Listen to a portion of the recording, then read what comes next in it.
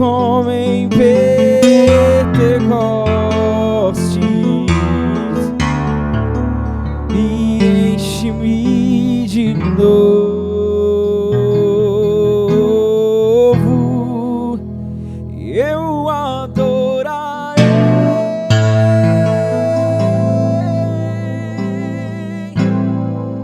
ao Deus da minha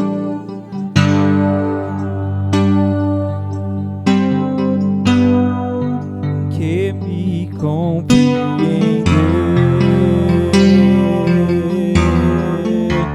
sem nenhuma explicação. Eu adorarei, eu adorarei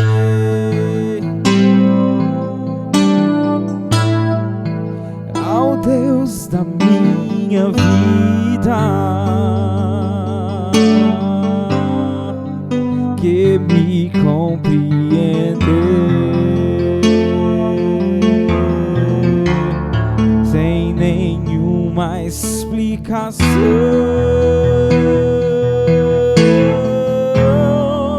Espírito, Espírito, que desce como fogo, vem como em Pentecostes e enche-me de novo. Espírito, Espírito, Espírito,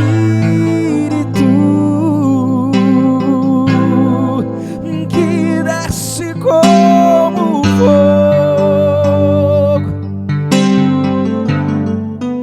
vem como em Pentecostes e enche-me de novo.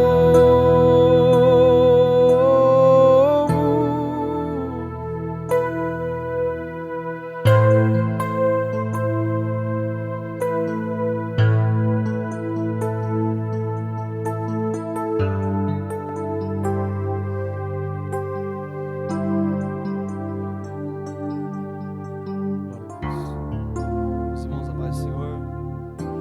Vocês estão bem? Essa correria terrível. Peço perdão aos irmãos. Eu vim perfumado hoje. Mas estamos aqui para glorificar o Senhor. Vocês me ouvem?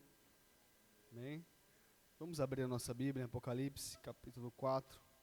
Eu quero,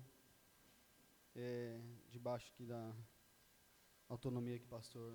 Nossa, agora sim. Autonomia que o pastor nos passou. Falar um pouquinho a respeito de algumas características de Cristo e que também nós vamos identificar em nós, né? Falar um pouquinho sobre temperamento, do qual o Senhor pretende usar na sua obra. Eu gosto muito desse trabalho, os irmãos que me conhecem sabem. Na minha mente, eu trabalho um dos trabalhos, né, mais importantes da igreja. Trabalho de oração e estudo bíblico deveria ser para nós muito mais importante, né?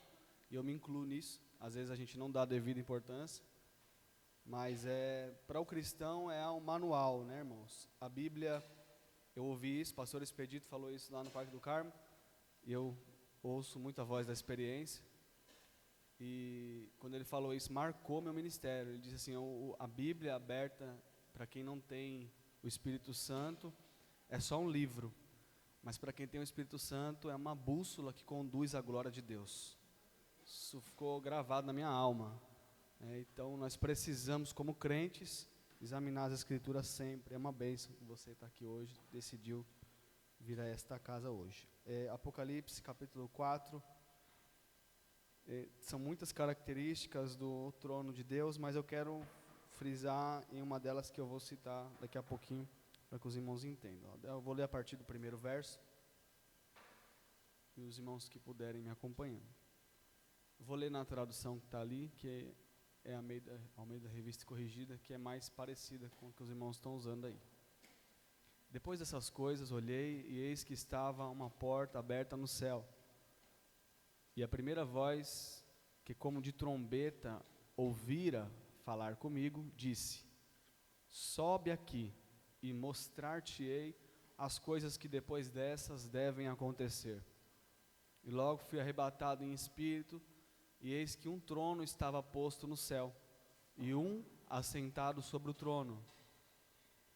E o que estava assentado era na aparência semelhante à pedra de jaspe e de sardônica, e o arco celeste estava ao redor do trono, e era semelhante à esmeralda. E ao redor do trono havia 24 tronos, e vi assentados sobre os tronos 24 anciãos, vestidos de vestes brancas, e tinham sobre a cabeça coroas de ouro. E do trono saíam relâmpagos e trovões e vozes, e diante do trono ardiam 7 lâmpadas de fogo, as quais são os 7 Espíritos de Deus. E havia diante do trono como um mar de vidro, semelhante ao cristal, e no meio do trono e ao redor do trono 4 animais, cheios de olhos por dentro e por detrás. Eu vou ler e eu vou frisar esse verso aqui para a gente usar como base. E o primeiro animal, ou ser vivente na sua tradução, o primeiro ser vivente era semelhante a um leão, guarda essa informação. E o segundo animal, semelhante a um bezerro, a um boi, depende da tradução.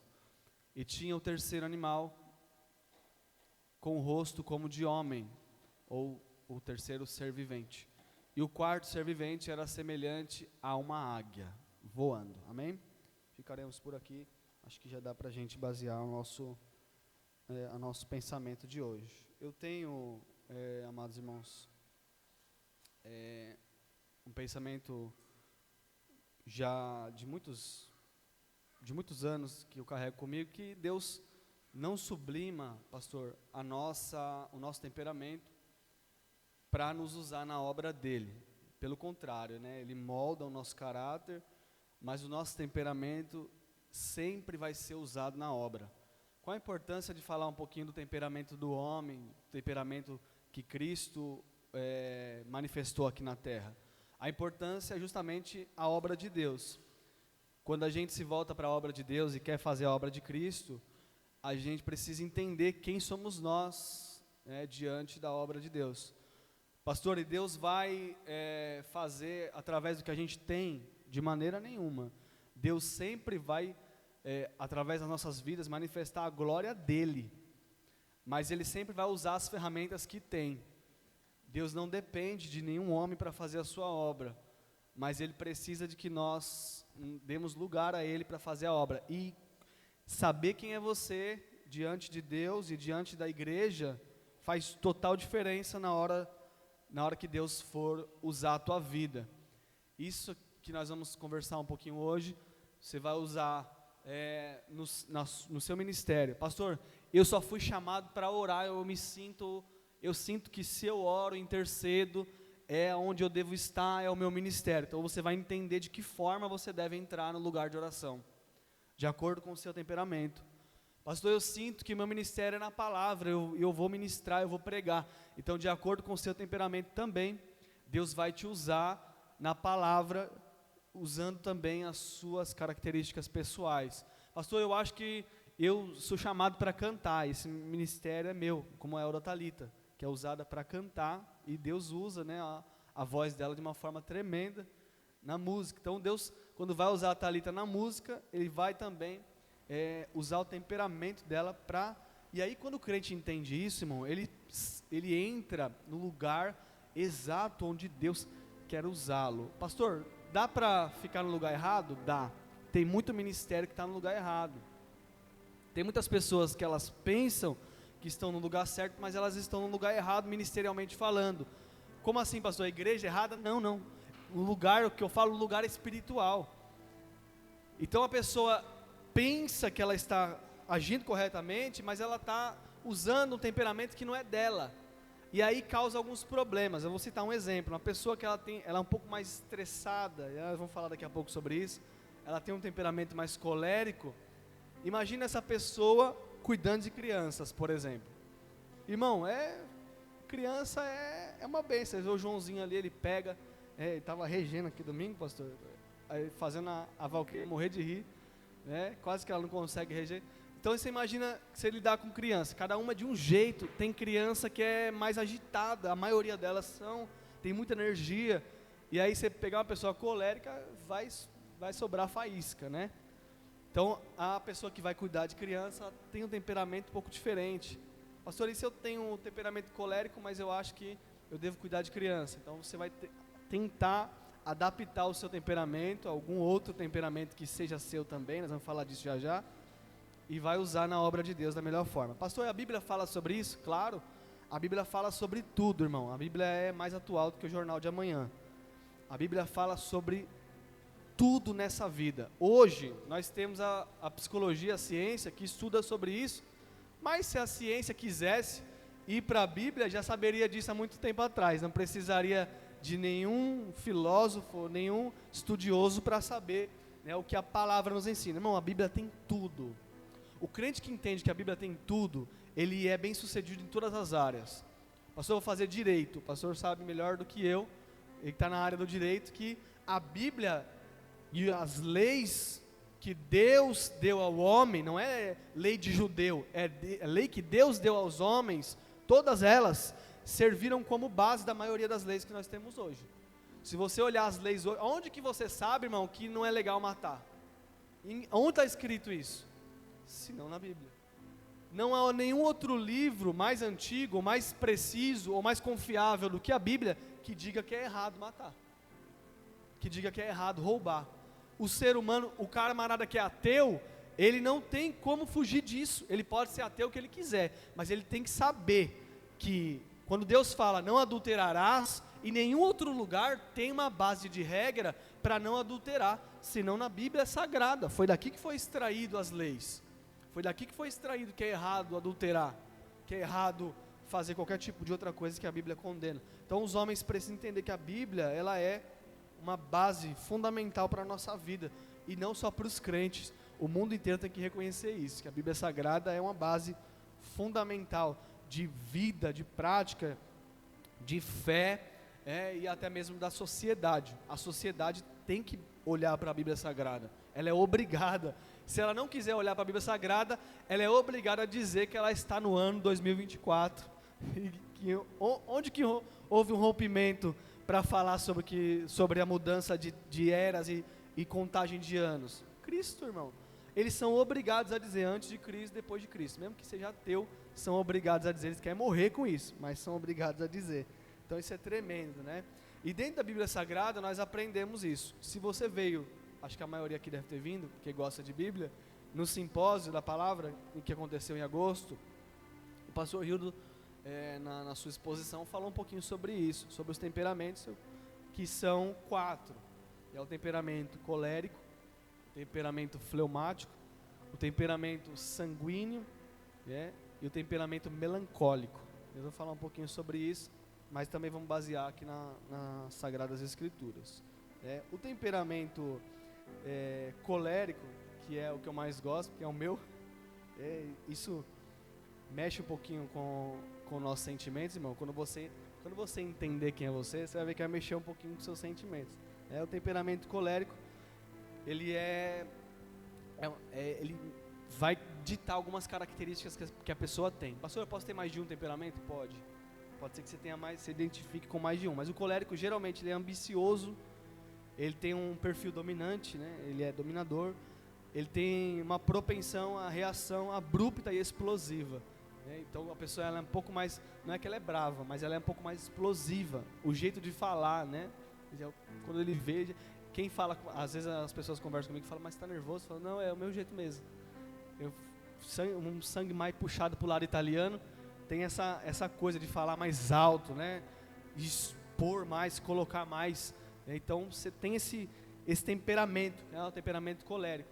Se alguém que se identifica aí com o temperamento colérico, tem alguns homens de Deus, nós vamos falar daqui a pouco, que são por natureza coléricos, e a gente vê isso na Bíblia Sagrada.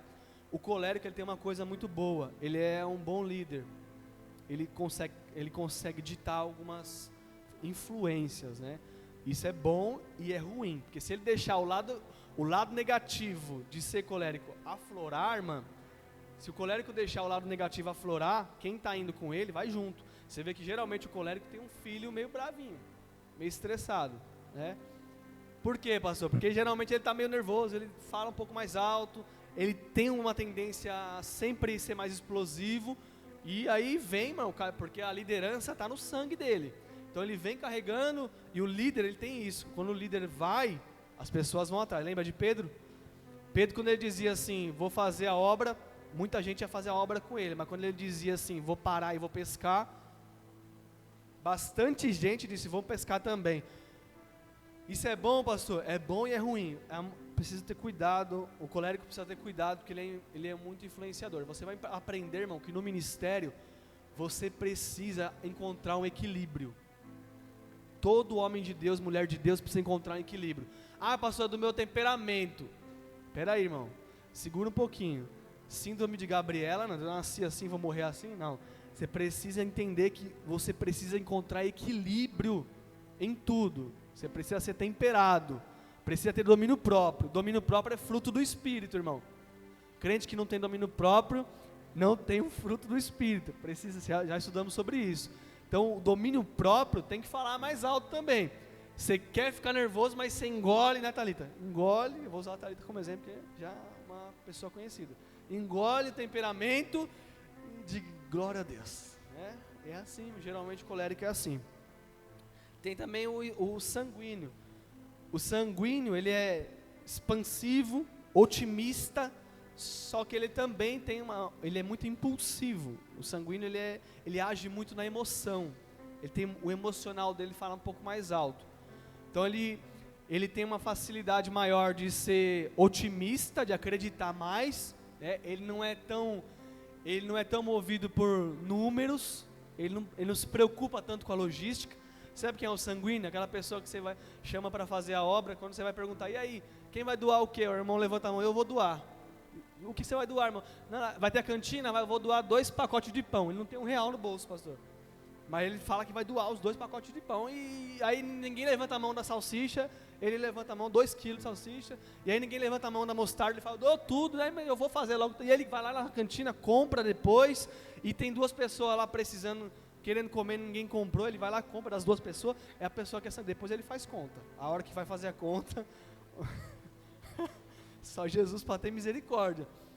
O sanguíneo é excelente para a obra de Deus, porque mesmo que ele não tenha o comportamento de líder do colérico, a impulsividade deles é boa em certo sentido, porque as pessoas observam e elas se espelham. Nossa, o irmão consegue, então eu vou atrás dele. Agora tem um problema também com o sanguíneo. Geralmente a pessoa que é sanguínea, ela tende a encontrar alguns percalços do caminho. De que tipo, pastor? Do tipo assim, o irmão quer tomar a frente de tudo. O irmão sempre quer falar. A irmã sempre quer, né? E aí ele encontra algumas dificuldades, porque alguns irmãos se incomodam um pouquinho. Geralmente quem é que se incomoda? Quem faz muita conta, quem está muito centrado, quem precisa ver se vai dar certo primeiro para depois fazer. Então essa pessoa se incomoda um pouquinho com o sanguíneo. Ela tem uma dificuldade. Esse irmão aí a necessidade de encontrar o equilíbrio, porque o sanguíneo tem que baixar um pouquinho o fogo, né? E a pessoa e aí vamos falar agora do fleumático. O fleumático tem que levantar um pouquinho o otimismo, porque o fleumático tende a ser pessimista, né? A pessoa fleumática, ele é um sonhador, mas ele fica muito no campo do sonho. Ele é pacífico, dócil, ele é preso aos hábitos e é distante das paixões. Então não é movido por paixão. O fleumático, ele é mais centradão. Ele tem um sonho, ele tem um objetivo. Só que se você não dá um empurrãozinho, ele fica só no objetivo. Fica só no sonho. Então alguém tem que... Geralmente... Irmão, por que a obra de Deus é perfeita? Nós vamos falar disso daqui a pouco quando nós falarmos do trono. Por que a obra de Deus é perfeita? Porque tem os 4 temperamentos. Tem os 4 tipos de... Nós não estamos aqui no meio de... Nós não somos... Todos perfeitão, todo bonitão. Deus que deu, foi Deus que confiou a nós os temperamentos. E Deus, além de confiar os temperamentos, confiou os ministérios. Nós podemos falar disso mais adiante. Então cada temperamento tem um ministério dominante. Cada pessoa que tem um ministério, o temperamento dela vai ser usado naquele ministério. Nós não estamos no meio de anjos. Deus, quando foi fazer, deu a ordenança para que se fizesse o templo, pastor. Ele não deu, a ordenança dele era clara: eu não quero que vocês lapidem as pedras. As pedras têm que ser colocadas brutas. Por quê, pastor? Porque o que falta em uma pedra tem que encaixar no que sobra da outra. E aí as pedras vão se encaixando. Por isso que a igreja é chamada de pedras vivas. E Cristo é chamado de pedra angular. Se você estiver ligado à pedra angular, a pedra viva que falta uma beiradinha, encaixa na outra que sobra, irmão, e dá muito certo. Por quê, pastor? Porque aí o fleumático vai sonhar, o sanguíneo vai impulsionar, o colérico vem puxando a fila, e daqui a pouco, quando você vê, a obra de Deus está sendo feita. Enquanto o melancólico está chorando, vem um colérico, dá um peteleco gospel nele, levanta ele, pega ele pela mão, diz: vamos que vai dar certo, e assim a obra vai. Imagina se todos fossem coléricos, não ia ter igreja, um ia matar o outro, pastor. Um crente ia matar o outro. Imagina se todos fossem sanguíneos, né? Não ia ter recurso, porque ia torrar todo o recurso, né? Vamos fazer que dá, ninguém ia levantar recurso nenhum, porque não tem um fleumático para levantar o recurso. Imagina, irmão, percebe como a obra de Deus é perfeita? E por último, tem o melancólico, eu citei aqui, que ele é nervoso, ele é excitável, é incitável, você pode impulsionar ele vai.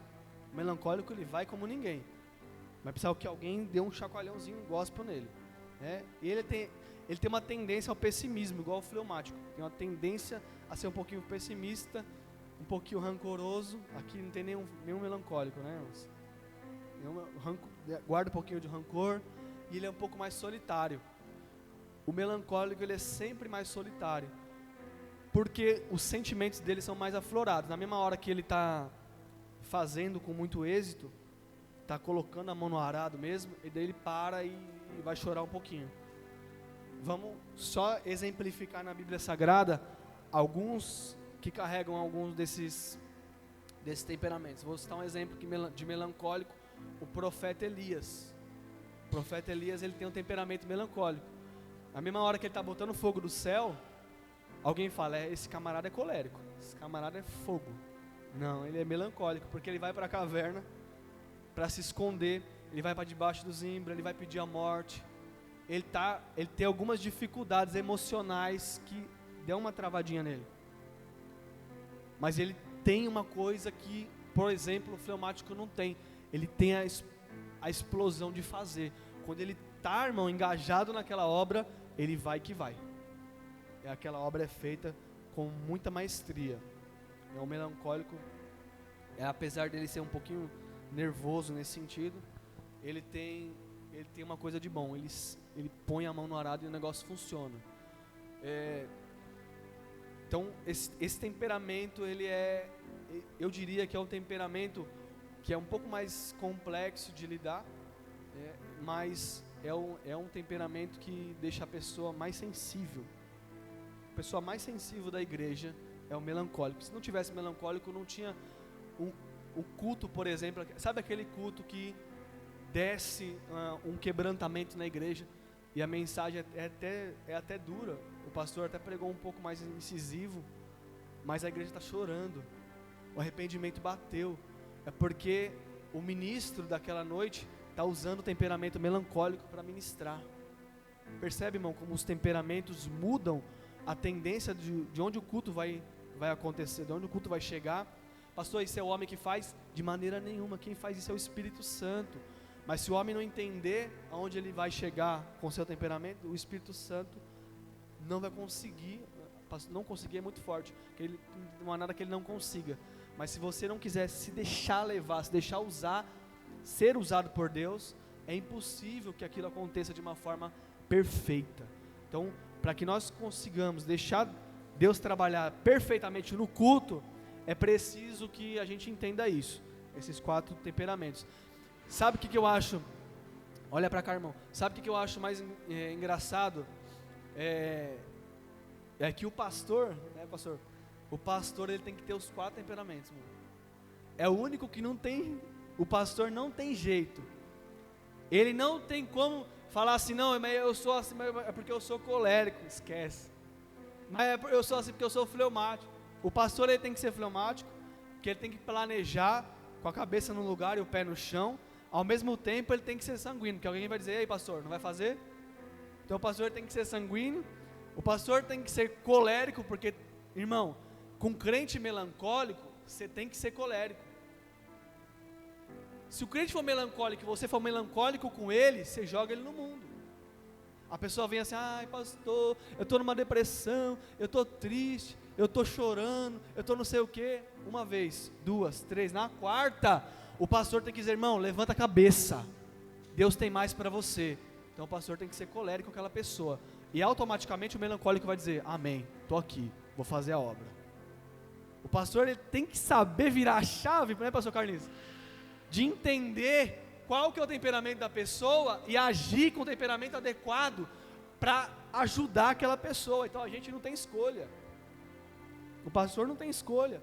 Então, se o camarada é colérico e eu for colérico com ele, a gente sai na porrada. Vem o obreiro querendo: ah pastor, você não vai fazer nada, você não está vendo. O pastor tem que respirar 8 vezes, 9, 10. Depois que ele respira, ele responde o obreiro, porque o pastor é ser humano. Sim ou não? Ou é anjo? É ser humano. Os pastores são seres humanos, mas tem crente que acha que a gente é anjo, ou um dos 24 anciãos, né pastor? A gente é ser humano, mas a gente tem que saber filtrar. Aí vem o colérico, a gente tem que ser o que com ele? Fleumático, melancólico.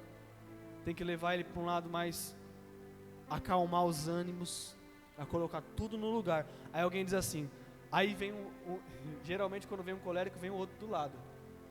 Porque nunca o colérico anda sozinho. Isso é ruim, irmão.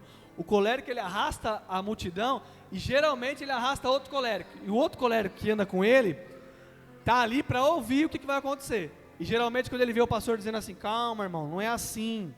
Aí ele tá vendo? Tudo pro pastor é assim. Calma, não é assim. Deus vai dar um jeito, irmão. Tá vendo? Tudo Deus vai dar um jeito. Mas ele não vai dar um jeito, ele não vai fazer. E há essa cobrança excessiva em cima do pastor. Mas eu vou dizer para vocês, o sumo pastor da igreja, Cristo, deu exemplo de como ser e de como carregar os 4 temperamentos. É disso que nós vamos falar um pouquinho hoje. Isso aqui foi só uma introdução. O sumo pastor, que é Cristo, ele tinha, irmão, e ele usava com maestria os 4 temperamentos. É por isso que eu li esse texto, porque nós vimos aqui, diante do trono de Deus, 4 seres viventes. Você viu o primeiro ser vivente com a face de leão. Amém? Vocês estão comigo? Com a face de leão. Você viu o segundo ser vivente com a face de boi. O terceiro ser vivente com face de homem. E o quarto ser vivente com face de águia. São quantas? 4. Esse pastor tem tudo na Bíblia, está aqui, irmão, está no texto. Os 4 temperamentos estão aqui manifestados nesses 4 seres viventes que estão diante do trono, que são querubins. O texto, se você for lá em Ezequiel, você vai encontrar uma descrição melhor desses 4 seres viventes. Mas percebe, representativamente, 4 seres viventes com 4 faces diferentes diante do trono de Deus. Então você tem aí a face de leão, que é uma face que geralmente você remete a reinado, geralmente você remete a liderança, geralmente você remete a algo assim, como um colérico. Pastor, e aí como falar de Cristo nesse contexto? Aí você vai para os evangelhos. São quantos evangelhos? 4 evangelhos: Mateus, Marcos, Lucas e João. De quem os evangelhos falam? Os evangelhos nada mais são do que biografias ou histórias de uma pessoa, de um personagem. Quem é o personagem principal dos evangelhos? É o evangelho de Jesus Cristo, escrito por Mateus, escrito por Marcos, por Lucas e por João. Então você tem aí, nas 4 faces dos seres viventes, você tem a representatividade dos 4 evangelhos de Cristo, também representando os 4 temperamentos que Cristo utilizava diante da igreja. Então você tem um leão que dá uma face de rei, e o temperamento colérico, E é o evangelho de Mateus. Por que o evangelho de Mateus, pastor? Porque é o evangelho que mais fala do reino. É o evangelho que mais fala do reino de Deus, literal. É o evangelho que mais tem parábolas falando sobre o reino. E o reino de Deus será semelhante a 10 virgens, a um senhor da vinha, e assim por diante. Até, irmãos, a genealogia de Mateus é diferente.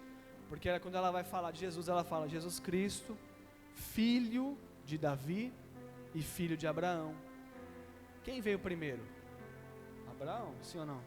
Mas ela fala primeiro que ele é filho de Davi, mostrando que aquele evangelho vai falar de um camarada que está sentado no trono, de alguém que reina.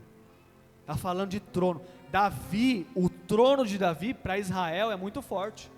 Então quando Israel ouve falar do trono de Davi, ela já remete a reinado.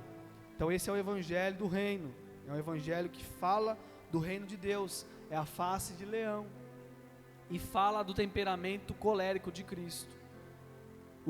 Arrependei-vos. Olha que forte, irmão, a mensagem. É uma mensagem de profeta. Profeta, geralmente, ele tem um temperamento colérico, que ele precisa pôr ordem, ele tem que ser mais duro. Então Jesus vem como profeta. Arrependei-vos. A mesma pregação de João Batista. No começo de Mateus você vê João Batista pregando: arrependei-vos, porque é chegado o reino de Deus. Aí Jesus vem com a mesma mensagem: arrependei-vos, porque está próximo o reino de Deus. Temperamento de rei, temperamento de quem lidera, temperamento de líder, a face de leão. Aí depois você tem a face de boi. A face de boi, o boi representativamente fala do trabalho, né, da carga. Então você sempre tem a mão no arado, o trabalho, na representatividade de Cristo, o trabalhador. Qual é o evangelho? Irmão, isso aqui é Bíblia. Qual é o evangelho que fala mais sobre o Cristo que trabalhou? Marcos. Em Marcos você vê Jesus trabalhando. Jesus vai para lá, vem para cá. As viagens de Cristo, onde ele vai pregar, de onde ele vem, para onde ele vai, o que ele fez como trabalho, como trabalhador dessa seara, é relatado em Marcos, é enfatizado em Marcos. Então Marcos é o evangelho mais voltado para o trabalho, é a face de boi, e é o temperamento fleumático. Temperamento fleumático, que é um temperamento mais centrado, mais trabalhador, mais mão no arado, mais mão na obra. Ele não tem tanto plano audacioso, mas ele tem um plano que ele executa com maestria. Percebe como se encaixa? Tudo vai se encaixando perfeitamente. Aí depois você tem o temperamento sanguíneo. E o temperamento sanguíneo fala de uma humanidade maior, né? Algo mais humano, algo mais na flor da pele. E é o evangelho de Lucas. E é a face de homem. O Jesus humano. Aonde, pastor? Qual é o evangelho? Jesus é mais humano? Lucas. Em Lucas, e só em Lucas você tem a parábola da ovelha perdida. Só em Lucas você tem a parábola do filho pródigo. Só em Lucas você tem a parábola da dracma perdida. Só Lucas conta com mais detalhes a história de um ladrão que está na cruz pedindo misericórdia a Jesus. Só Lucas conta com uma visão mais humana a história de 2 discípulos que desviaram, fugiram do ministério, mas que Jesus vai resgatar eles lá em Emaús e traz eles de volta para Jerusalém. Então Lucas é o evangelho mais humano, mais humanizado, é o temperamento sanguíneo, mais a flor da pele, mas é o mais cuidadoso, é o mais humano, é o que conta mais a humanidade. Até o autor, pastor, era um autor desprezado, porque Lucas é o único autor das escrituras sagradas que não é judeu, ele era grego. Então você tem um autor que não está no contexto, é um autor que é desprezado, é um autor que não tem influência dentre os autores sagrados, mas é o autor que mais vai falar da humanidade. Ele sabe o que ele está falando, porque ele viveu isso na pele. Ele é um camarada excluído, mas é um camarada que Jesus escolheu para colocar como um autor sagrado, como um autor canônico, um autor da Bíblia, de um livro da Bíblia. Então Lucas, ele é, irmãos, o que eu acho mais lindo em Deus, o que eu acho mais lindo em Cristo, é que ele escolhe justamente o Lucas, que é um desprezado, que é um de fora, para contar a história dos primeiros discípulos, que eram todos judeus. Atos dos Apóstolos. Então você vê Lucas contando a história de Atos, que fala justamente do Cristo, do Espírito Santo e daqueles que eram judeus. Olha como Deus trabalha. Você vê que Deus trabalha com temperamento diferente para cada ser humano. O João está lá, colérico, até o tutano.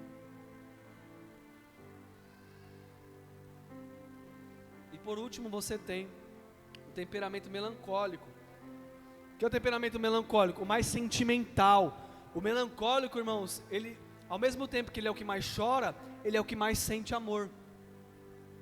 E aí você tem a face de águia, porque a face que é a águia, a representatividade daquele que vai mais longe, daquele que tem a visão mais distante, aquele que alcança lugares mais altos. Aí você tem na face de águia o temperamento melancólico, o evangelho de João, que é o evangelho mais sentimental, mas também é o evangelho que mais vê longe. Você já vê isso no começo. A genealogia de João é totalmente diferente. João não fala de uma genealogia humana. Ele não fala onde Jesus nasceu. Ele fala onde começou tudo. No princípio ele era o verbo. E o verbo estava com Deus. E o verbo era Deus. E tudo foi criado por meio dele. Sem ele, nada do que foi criado se teria feito. Então João tem uma visão mais longe. Mas ele também é mais sentimental. Mas como eu disse, irmãos, por ele ser mais sentimental, ele está em lugares que os outros não conseguem chegar. Eu vou dizer a você, irmão, uma pessoa sentimental, uma pessoa que tem um sentimento aflorado, uma pessoa melancólica, ela não tem muito medo não. E João viveu, irmãos, e foi o último apóstolo a morrer, e foi o único que não foi morto, ele morreu de morte natural, e enfrentou tudo e todos para ficar ao lado de Cristo. João, ele estava ao lado de Cristo e foi o único que ficou aos pés da cruz. João era tão amoroso, irmãos, a ponto de Jesus, eu sinto graça quando eu falo isso, a ponto de Jesus confiar a mãe para ser como se João fosse o filho, e ela ser como se João fosse o próprio Jesus. Ele disse: mulher, eis aí o teu filho. Meu filho, eis aí a tua mãe, João. Pense, irmão, e era tão profundo isso, que eu não vi ninguém se denominar assim. João escreve a respeito dele mesmo, e ele diz assim: o discípulo a quem Jesus amava. Irmão, só um camarada que tem um sentimento, um contato sentimental muito aflorado com Jesus, pode dizer o discípulo a quem Jesus amava. O evangelho de João é o que mais demonstra o sentimento de Cristo, o amor de Cristo. E o amor, irmãos, é o sentimento que faz você ir mais longe. O amor, e agora eu vou dizer a vocês, todos nós, independente do nosso temperamento, precisamos aprender com o melancólico. Precisamos aprender, porque o crente tem mania de achar que é super-herói.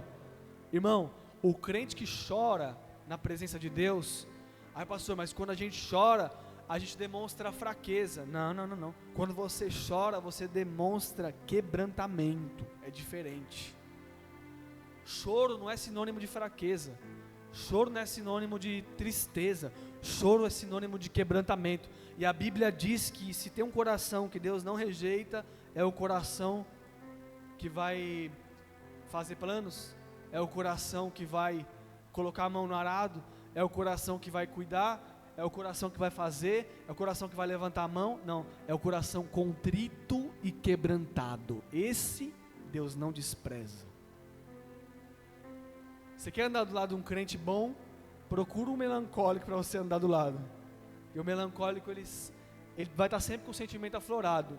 Geralmente o colérico, ele fica um pouco estressado com o melancólico. Quer dizer, meu irmão, pare de chorar.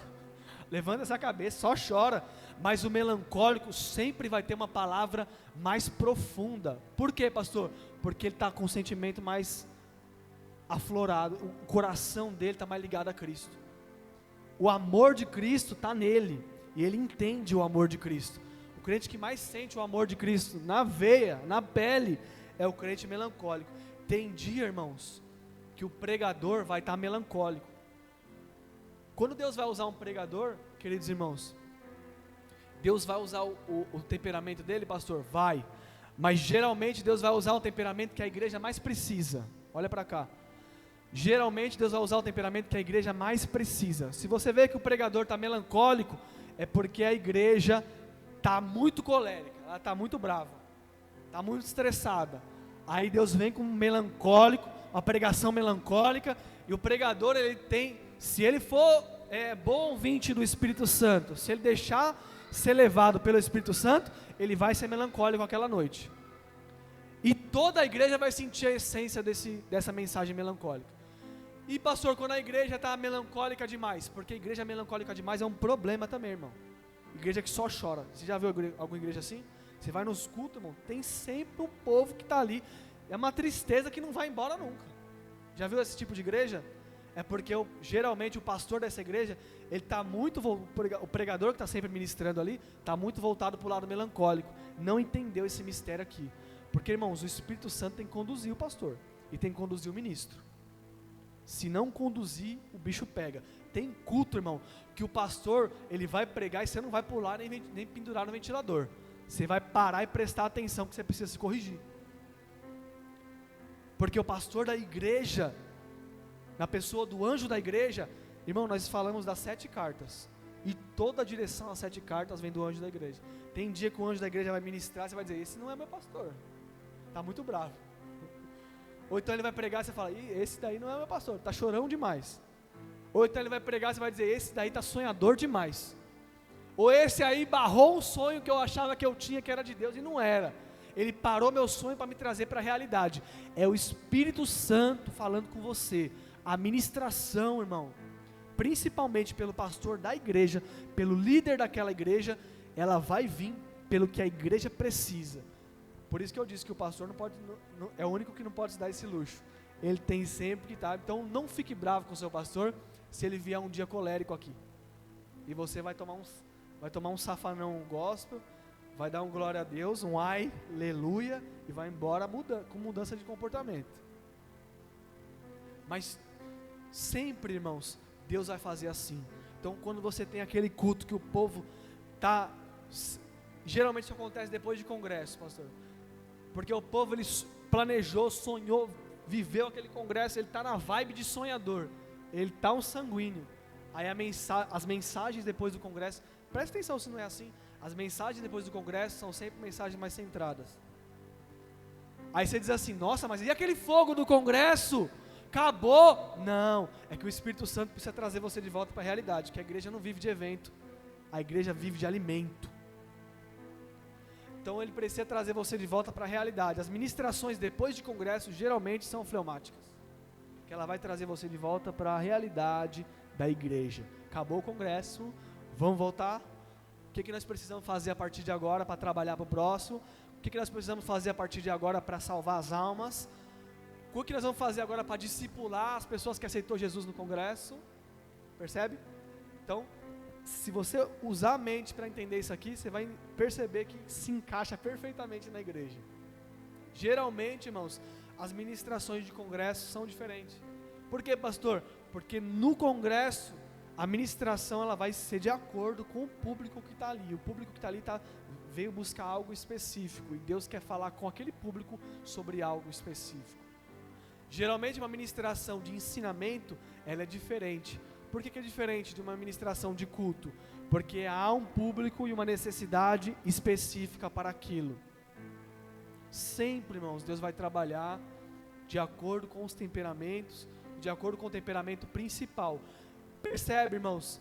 Quando Deus vai falar sobre a igreja, Ele não fala da igreja como, por exemplo, uma edificação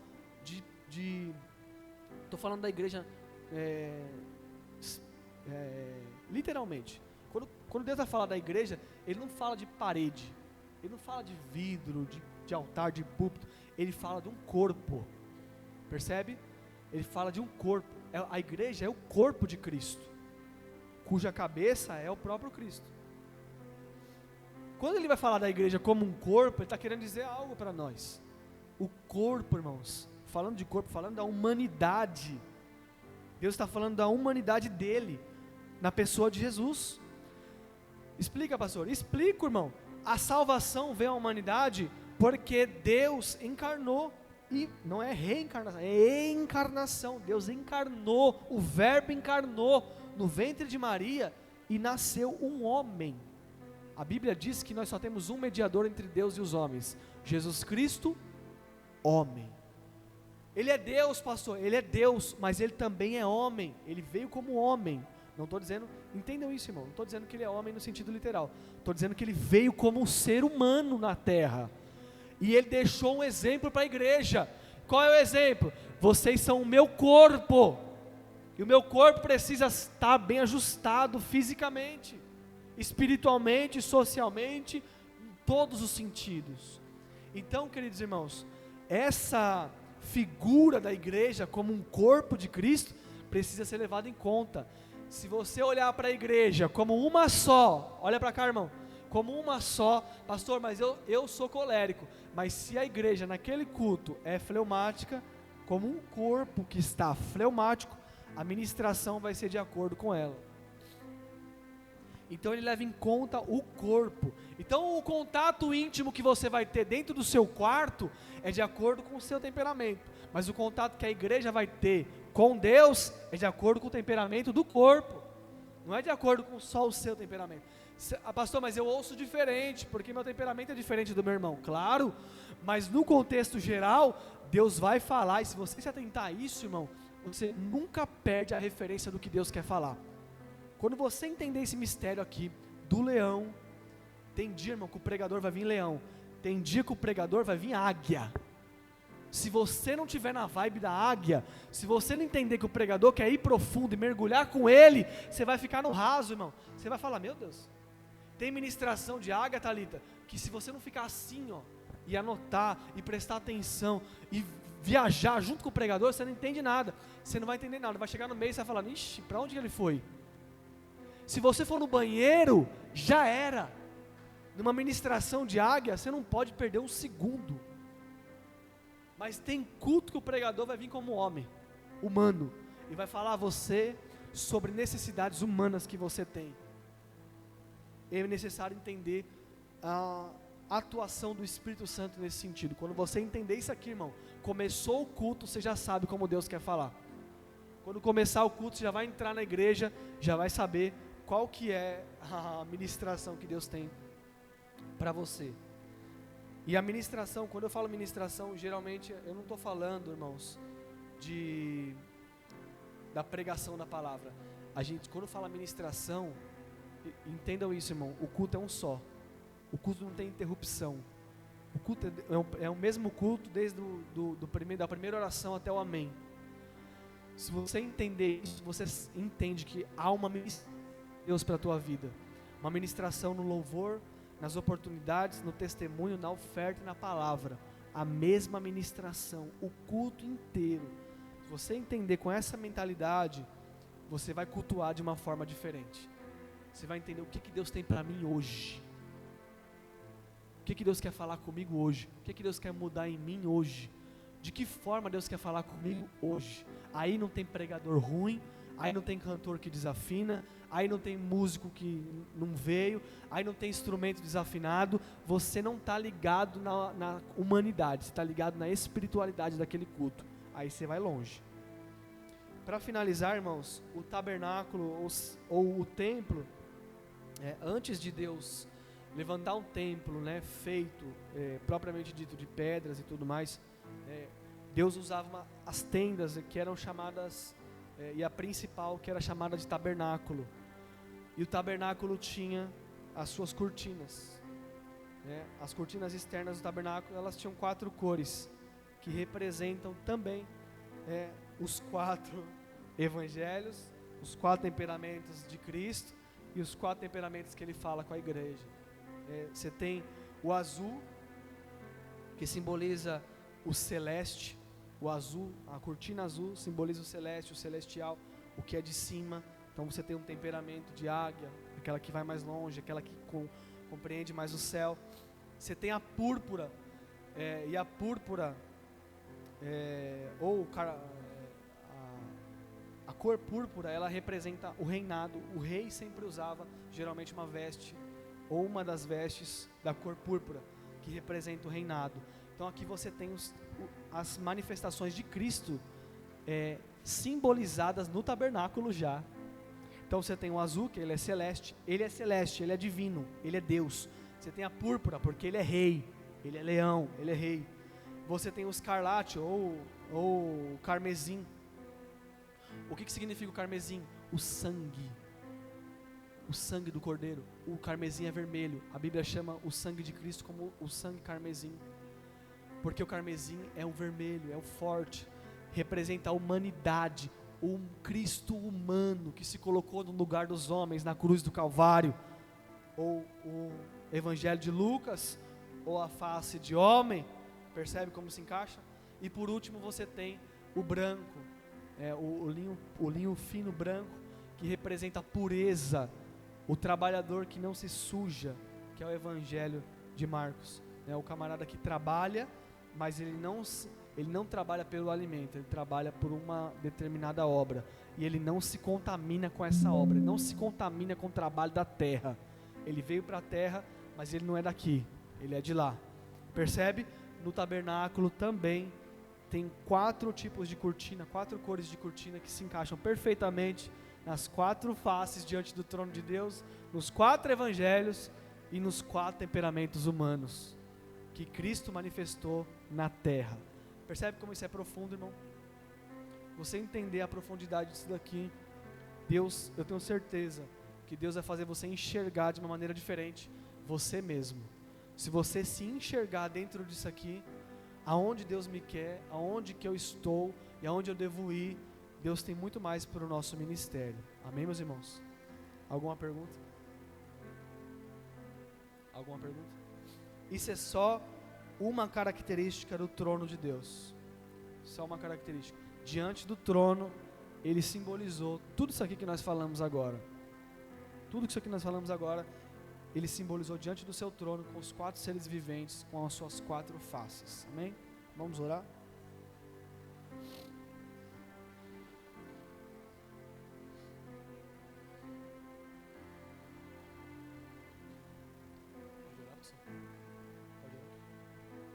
Tem algum pedido de oração em especial?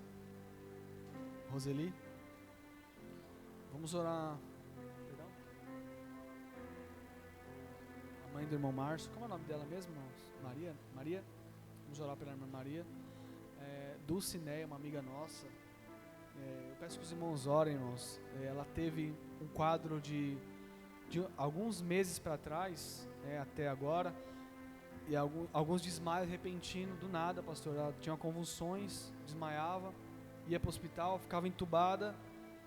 Depois eles extubavam ela e ela voltava ao normal, e ninguém sabe dizer o que ela tem. Ninguém nunca soube explicar. Isso aconteceu muitas, eu perdi as contas, mais de 10, né? Mais de 10 vezes. Ela ficou entubada, extubou, e agora da última vez ela não voltou. Ela não voltou, e ela está no hospital agora, desacordada, sem sedação, e os médicos desenganaram ela. Agora eles disseram que o cérebro dela não está mais respondendo. Então eu vou pedir aos irmãos que orem pela Dulcineia, para que Deus conduza da forma que estiver na vontade dEle. Ele tem poder para levantar ela de lá e fazer ela ser restabelecida. Você crê nisso? Mas Ele também faz conforme a vontade dEle. Nós vamos orar, irmãos, com fé, por essas vidas. Eu tenho certeza que Deus tem poder para trabalhar e fazer de acordo com aquilo que está na sua soberana vontade. Amém? Vamos orar. Soberano, poderoso, bendito Deus, nós oramos, Pai, a Ti, clamamos a Tua graça, o Teu refrigério, a Tua bênção, o Teu milagre, Senhor. Nós intercedemos agora por essas vidas, Senhor. Meu Deus, a Dulcineia, a Roseli, a Maria, Senhor, o pastor Fernando. Meu Deus, são tantas vidas, ó Pai, que estão colocadas diante do Teu altar, Senhor. Tantas pessoas, meu Pai, carentes, necessitadas, Senhor, de um auxílio da Tua parte, Pai. Eu quero Te pedir em nome de Jesus Cristo, Senhor. Põe, Senhor amado, agora as Tuas mãos sobre essas vidas, Pai. Manda embora, Senhor, toda ação do diabo, toda sentença, Pai, negativa, toda sentença de morte, Senhor, cai por terra em nome de Jesus Cristo. Pai, toda obra do diabo, Pai, nós cremos, Senhor, que o Senhor veio para desfazer, como a Tua palavra diz, todas as obras do inferno, Pai. Por isso, Deus, agora em nome de Jesus Cristo, nós clamamos, ó Deus, que a Tua obra seja completa e frustrada não seja, Senhor, todos os projetos do diabo, em nome de Jesus Cristo, Pai, põe por terra, lança por terra, todo mal, Senhor, toda enfermidade, batendo em retirada, Senhor, para a glória do Teu nome, Senhor amado.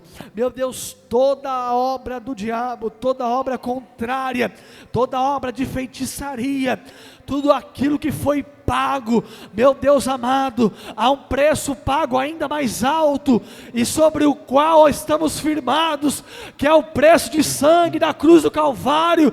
Pai querido, coloca, Senhor, nos umbrais, na verga da porta, o sacrifício, ó Deus amado, que purifica, que limpa, que sara, que cura, que restaura, que dá livramento, que traz vida e vida em abundância, Pai, em nome de Jesus Cristo, Pai, é a nossa oração, Senhor, convictos da vitória, em nome de Jesus Cristo, amém, Senhor. E graças a Deus. Amém, meus irmãos? Glória a Deus. Amém, irmãos? Glória a Deus. Nós vamos aprendendo a cada terça-feira. Nós vamos, na próxima semana, iniciar uma nova série, né, de estudos. E ouvindo aqui, o pastor trouxe nessa noite, só confirmou aquilo que já estava no meu coração, né? Nós vamos trazer aí uma série de estudos para falar sobre a igreja de Corinto, a igreja mais doutrinada da Bíblia, a igreja mais doutrinada. Então, na igreja de Corinto você vai ter ali, irmãos, muitas questões que talvez você tenha e não consegue entender, e nós vemos que Deus vai despertando, porque a igreja de Corinto haja temperamento ali, né, pastor? Aleluia, glória a Deus. Irmãos, que Deus abençoe a cada um dos irmãos, amém? Vamos, como de costume, orar o Pai Nosso, já demos a bênção apostólica, em nome de Jesus, amém? Pai nosso que estás no céu, santificado seja o Teu nome, venha a nós o Teu reino, seja feita a Tua vontade, assim na terra como no céu. O pão nosso de cada dia nos dai hoje, perdoa as nossas dívidas, assim como nós perdoamos os nossos devedores. Não nos deixe cair em tentação, mas livra-nos do mal, pois Teu é o reino, o poder e a glória para sempre. Que o grande amor de Deus, a paz, a comunhão e a consolação do Espírito Santo seja com todo o seu povo, toda a face da terra, e nós digamos amém. Deus os abençoe.